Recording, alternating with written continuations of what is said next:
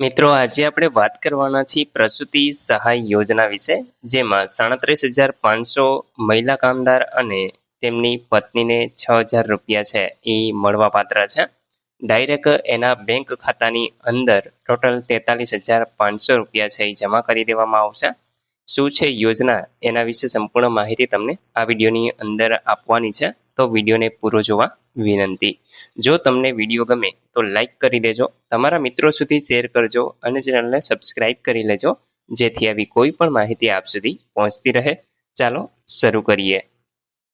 મિત્રો, પ્રસૂતિ સહાય યોજનાની વાત કરીએ તો એમની વિગતો વિશે જાણીએ. પ્રસૂતિ સહાય યોજનાનો અમલ છે ગુજરાત ભવન અને અન્ય બાંધકામ કામદાર કલ્યાણ બોર્ડ એટલે કે GBOCWWB શ્રમ કૌશલ્ય વિકાસ અને રોજગાર વિભાગ ગુજરાત સરકાર દ્વારા કરવામાં આવે છે.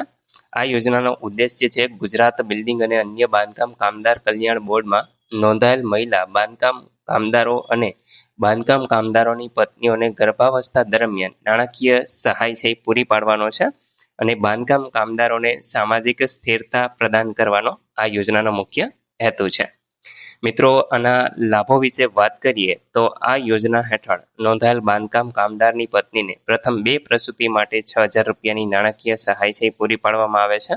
પ્રથમ 2 પ્રસૂતિ માટે નોંધાયેલ મહિલા બાંધકામ કામદારને 37,500ની નાણાકીય સહાય છે એ પણ પૂરી પાડવામાં આવે છે. આમાં મિત્રો એક નોંધ આપેલી છે કે નાણાકીય સહાય છે એ ડીબીટીમાંથીને લાભાર્થીના બેંક ખાતાની અંદર સીધી જ જમા કરી દેવામાં આવે છે. અહીંયા આગળ તમે એના મુખ્ય પોઈન્ટ પણ જોઈ શકો છો કે 37,500 રૂપિયા બાંધકામ મહિલા જે નોંધાયેલ છે કામદાર એમને, અને કામદારના પત્નીને છે એ 6,000 રૂપિયા આપવામાં આવશે ડાયરેક્ટ એના બેંક ખાતાની અંદર સીધા જ 2 પ્રસૂતિ માટે છે એ જમા કરી દેવામાં આવશે. તો મિત્રો, આની જે બીજી નોંધ છે એના વિશે પણ આપણે ચર્ચા કરી લઈએ તો કે આ યોજના કસુવાવડના કિસ્સામાં પણ લાભ આપે છે. અરજીનો સમયગાળો સગર્ભા ધારણની તારીખથી 6 મહિના સુધીની અંદર તમારે કરવાનો હોય છે. તો મિત્રો, આ નોંધ તમે ખાસ જોઈ લેજો અને એ પ્રમાણે તમારે ફોર્મ છે એ ભરવાનું થાય છે. હવે મિત્રો, નિયમો અને શરતોની વાત કરીએ તો નોંધાયેલ મહિલા બાંધકામ કામદાર કિસ્સામાં પ્રસૂતિ સહાય પહેલા 17,500, સર્જન અથવા તો રોગ વિજ્ઞાન માટે PHC દ્વારા માન્ય ડોક્ટરનું પ્રમાણપત્ર, મમતા કાર્ડની નકલ અને નોંધાયેલ મહિલા કામદારના કિસ્સામાં ડોક્ટરનું પ્રમાણપત્ર અને 6 મહિનામાં તમારે અરજી છે એ કરવાની હોય છે. કાર્ડની નકલમાં બોર્ડની કચેરીમાં અરજી દાખલ કરવાની તારીખથી 6 મહિનાની ગણતરી પૂર્ણ થાય તે પહેલાં તમારે અરજી છે એ ઓફિસમાં દાખલ કરવી જોઈએ. મિત્રો, ડિલિવરી પછીની જે અરજીમાં નોંધાયેલ મહિલા બાંધકામ કામદારના કિસ્સાની અંદર બાંધકામ કામદારની પત્નીના કિસ્સામાં 20,000 અને 6,000ની ડિલિવરી પછીની નાણાકીય સહાય છે એ પણ તમને પૂરી પાડવામાં આવે છે. હવે મિત્રો, આમના લાયકાતની વાત કરીએ તો ગુજરાત બિલ્ડિંગ અને અન્ય બાંધકામ કામદાર કલ્યાણ બોર્ડમાં નોંધાયેલ કામદારોના આ યોજનાનો લાભ છે એ મળવાપાત્ર થશે. બાંધકામ કામદાર પાસે બોર્ડનું સક્રિય સભ્યપદ હોવું જરૂરી છે. નોંધાયેલ મહિલા બાંધકામ કામદાર અને નોંધાયેલ બાંધકામ કામદારની પત્ની બંનેના પ્રથમ 2 જન્મેલા બાળકો માટે નાણાકીય સહાય છે એ પૂરી પાડવામાં આવે છે.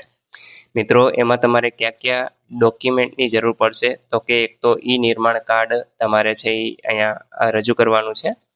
નિર્માણ કાર્ડ કેવી રીતે બનાવવું એના વિશે આપણે પહેલાં પણ વિડીયો બનાવેલો છે. જો તમે વધુ આ વિડીયોને લાઈક અને શેર કરશો તો આપણે એક અલગ વિડીયો ફરી પાછો બનાવી દઈશું કે જેમાં કઈ રીતે તમારે કાઢવું અને કોને આ લાભ મળવાપાત્ર છે, કયા ડોક્યુમેન્ટ જોઈએ એ તમામ માહિતી આપણે ફરી પાછી તમને આપી દઈશું.